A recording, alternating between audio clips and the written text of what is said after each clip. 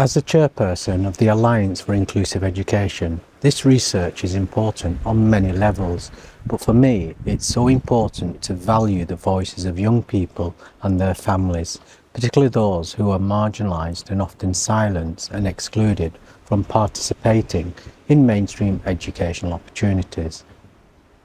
In this research, it was amazing to hear and learn from Black, global majority disabled children, young people and their families about their thoughts and experiences of schooling.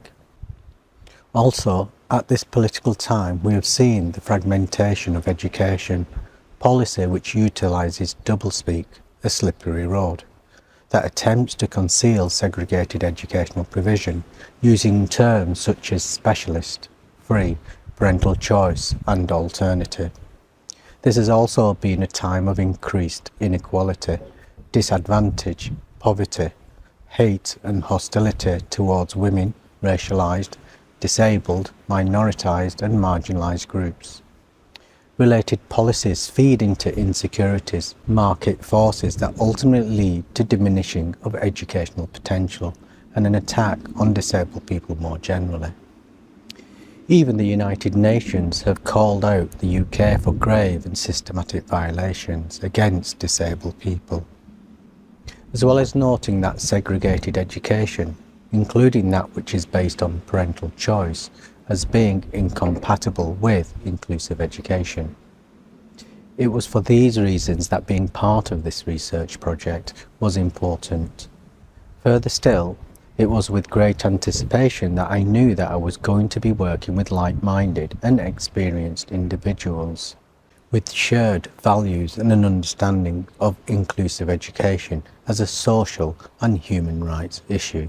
It is for these reasons that I wanted to be involved in this research project. I have no doubt that there is a groundswell of increasingly informed individuals who better understand what has been happening to disabled Black, global majority children, young people and their families, and how educational systems have ignored their rights to be part of their local mainstream schools, to have a right to educational support, to be listened to, and to be able to learn alongside their non-disabled peers. Given this, I feel that your voice is important, and it's important to amplify our voices to call out inequality and challenge injustice in education. For me, it is foolish to wait for others to do this work. It is not about waiting for change to happen, but for individuals to be part of that change. In this sense, our voice is an important reference point, and I'm extremely humbled that disabled Black, global majority children, young people and their families shared their insights and experiences of educational injustice with us. One message I would like DPOs and racial justice organisations to take from this research is that listening to Black, global majority disabled children, young people and their families is crucial to gaining a better understanding of how to transform what we know to what can be done. It is about redistribution, representation and recognition, and following the mantra, nothing about us without us. There is continued work to be done, and it involves the transformation of educational systems to be non-discriminatory, accessible and enabling spaces, to be responsive to inclusiveness, human rights, full participation, self-determination, equity, citizenship, and that which welcomes and celebrates diversity. Another message I would like DPOs, racial justice organisations and allies to take from this research is that it is not only possible, but it is important that we work together and bridge that intersectional gap. It is our intersectional experiences that can inform our work for social justice. I think that in a way, many disabled Black, global majority children, young people and their families will sigh, knowing that the issues we highlight are experiences that they also will be familiar with. However, what some young people, parents, families may not be familiar with is the extent of the hurt experienced through separation, educational segregation, negative attitudes, harmful disciplinary and educational injustice. There will be many individuals who will be unaware of existing DPOs controlled and led by disabled people.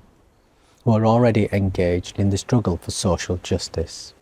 In a way, being part of this research is about coming to understand that you are not on your own.